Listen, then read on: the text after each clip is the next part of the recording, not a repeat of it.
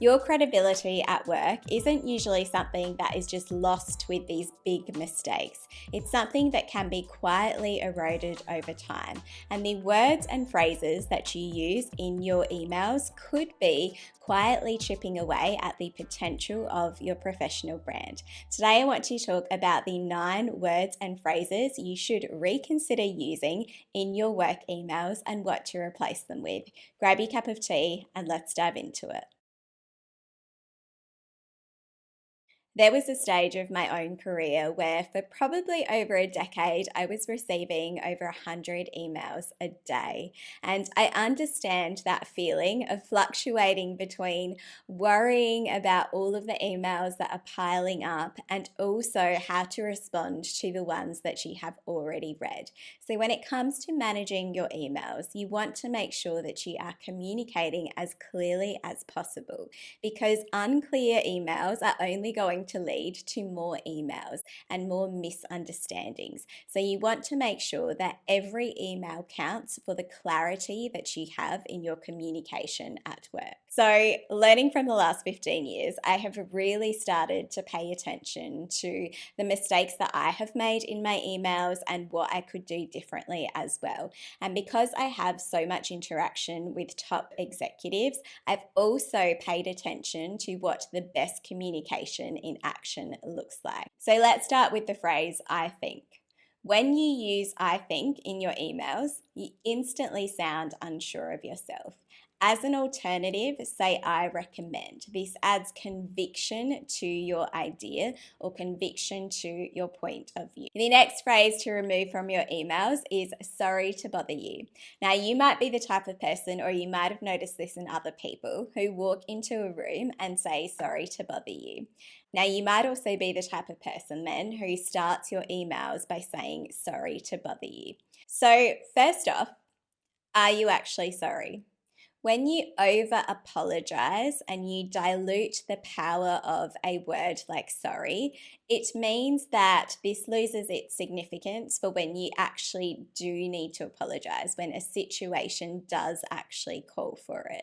So instead of starting your emails with an unnecessary apology, try just getting straight to the point. And you might try, for example, saying, I am touching base regarding X, because people like to know what to expect. It helps them to immediately close or start to close some of the open mental loops that are in their mind when they see your email pop up. So if you are addressing straight off the bat what it is that you are going to be talking about in your email, you are helping them to close those mental loops. So do that instead of unnecessarily apologizing. So speaking of apologies, I also want to be more specific about this and add to the list, sorry for the delay. Was there really a delay? Have you actually missed a deadline or missed some sort of implied rules of etiquette when it comes to emailing in terms of how long it has taken you to respond?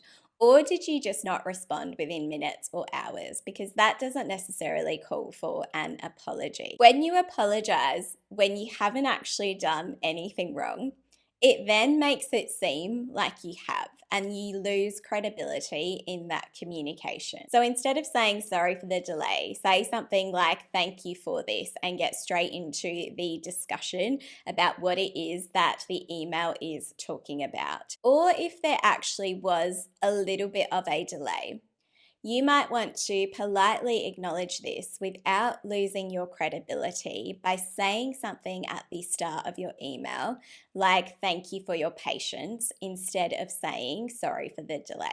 Now, the fourth word that I want to add to the list is just. Just is appropriate if you literally mean almost or nearly, where it's actually used in its proper context. But if you are using just as a filler word, it is likely that it is completely unnecessary and that it's only making you come across as more meek in your communication. Now, the beauty of a filler word like just is that the alternative is that you can completely remove it, because usually a filler word serves no purpose at all. So instead of saying something like, I am just checking in or I am just following up, say, I am following up regarding X. The next word to add to the list to not use is try. Now, this was something that I learned about in neurolinguistics programming, which really highlighted that when you use the word try, this shows a lack of commitment. It creates the mental space for failure. So, for example, if someone says, let's try and catch up in the next couple of weeks, that shows a lack of commitment. But when they are more specific, this shows their commitment to actually wanting to catch up with you. So think about this when it comes to your own emails. For example, instead of saying, let's try to lock something in for next week, be more specific. Say, let's lock in a meeting for next week. Does next Thursday at 3 p.m. suit you, for example? Or instead of saying, I will try to get this back to you by the end of the week, say, I will get this back to you by close of business Friday. Number 6 to add to the list is I'll be honest, or I'll give it to you straight, or honestly, or any of those alternatives. This was something that was really brought to my attention when I read Ryan Holiday's book, The Daily Stoic. And he highlights something that Marcus Aurelius says, which I think just sums up why you don't need to use these phrases amazingly. And he says, how rotten and fraudulent when people say they intend to give it to you straight. What are you up to, dear friend? It shouldn't need your announcement, but be readily seen, as if written on your forehead. So the main takeaway from that I absolutely love is that when you are communicating with anyone, you should not need to announce your honesty. You should always assume that you are being honest, so you don't need to preface your honesty. So the alternative to that could be simply adding more conviction to what it is that you are communicating, the point that you are trying to make. So you might say, in my opinion, XYZ. The next phrase that I want to add to the list, number 7, is not a problem or no problem. Now, I'll admit, up until the last couple of years, I was using this all the time, like many people. Now, I can't remember where I read this, but I remember seeing someone highlight that when you say not a problem or no problem, it implies that there was the potential of a problem. So by using even just the word problem in what you are saying, it instantly creates that reaction in another person that there was that potential, and that by your good graces, there is no problem. And that is not something that I want anyone to ever feel when I am communicating with them. So usually when you're saying things like not a problem or no problem, it's implying that, yep, I can do that, or yep, that was no issues. But the problem with the saying not a problem is also that it can sound dismissive. So you might have said it really casually, but it can also diminish the importance that the other person has placed on that thing that you helped them with, or that thing that you are going to help them with. So instead of saying not a problem now or no problem, I always try and use more elevated alternatives. So now I take the time to say my pleasure or you're most welcome. And I know this sounds a little bit more formal, but I also just think it is such a nice elevated way of communicating and really shows that gratitude and that appreciation in that conversation. And this is something that I've also picked up from my husband, who has always done this the entire time that I've known him. He's always said, you're most welcome or my pleasure, which I absolutely love hearing. It just sounds really nice to be on the receiving end of that too. So it's something that I have really tried to do with other people going forward as well, because I would love for people to have that feeling that I have when I hear those words. Number 8 on the list is if that makes sense, or does that make sense, or I hope that makes sense, or any of those similar alternatives. If you have to ask the person that you are communicating with if your communication makes sense, it means that it likely doesn't. If you are confused in the way that you have written your email and you are still sending that off, it means that you haven't given the way that you are structuring your email and the clarity and conciseness of your email enough thought. And this is going to diminish your credibility if you aren't able to communicate your point more clearly. And even just by questioning the clarity of your email to the person that you are emailing with, it also instantly diminishes your credibility as well. Again, you sound unsure and uncertain of yourself.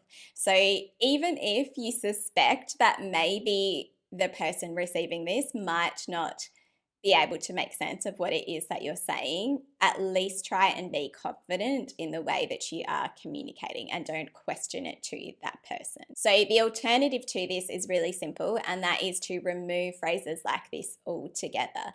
But if you do find that the person you have emailed comes back and they are confused and they have said that it is unclear and they don't understand necessarily what it is that you are communicating, another way to communicate credibility and confidence in your emails is to take ownership of when you have been unclear. So, if it comes back that yes, you definitely were unclear, then make sure that you own that. The onus is on you to communicate clearly.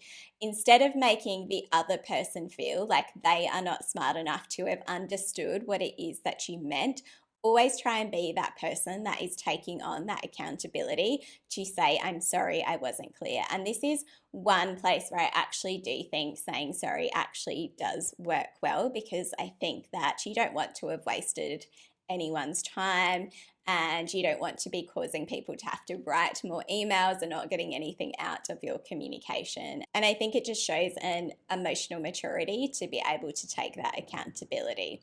And I actually read somewhere once that in every scenario, even when you know that you were being clear and maybe that person just isn't understanding and you've said it as articulately as you can, or you actually do know that it was the other person who was maybe mistaken in a scenario, to still be that person to take that onus of saying, for example, that you weren't clear, to still be that one that takes that burden off that other person. And that is something that I have tried to do, particularly more recently as well, because I think it's really nice to always make the other person that you are emailing with feel like they haven't done anything wrong. And I think, again, it just makes interacting with you on emails a much more enjoyable experience. I think all of us understand that emails can be really stressful, and you don't want to be that person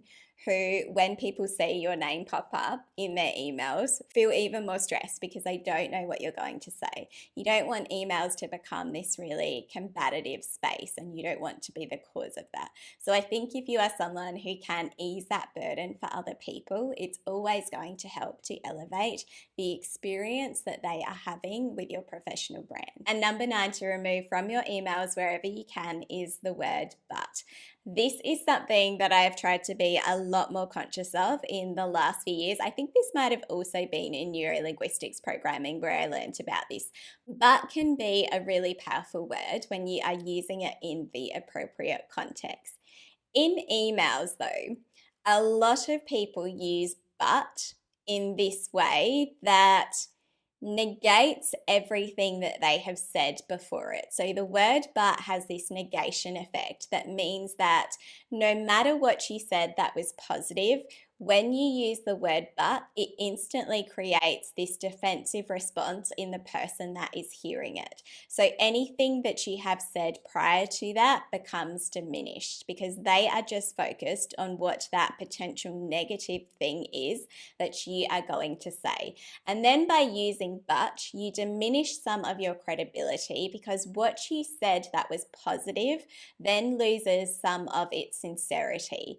So instead of using the word but, in a lot of circumstances, you can actually replace this with the word and. So it doesn't have that same negation effect. It means that the person that you are communicating with can actually process both of those ideas at once. So instead of diminishing what one of those things was, the positive aspect of your communication, it means that it holds space for the positive and maybe the constructive element that you are adding to your email too. Thanks so much. For more on all things personal branding, subscribe for more like this, and I'll see you in the next episode.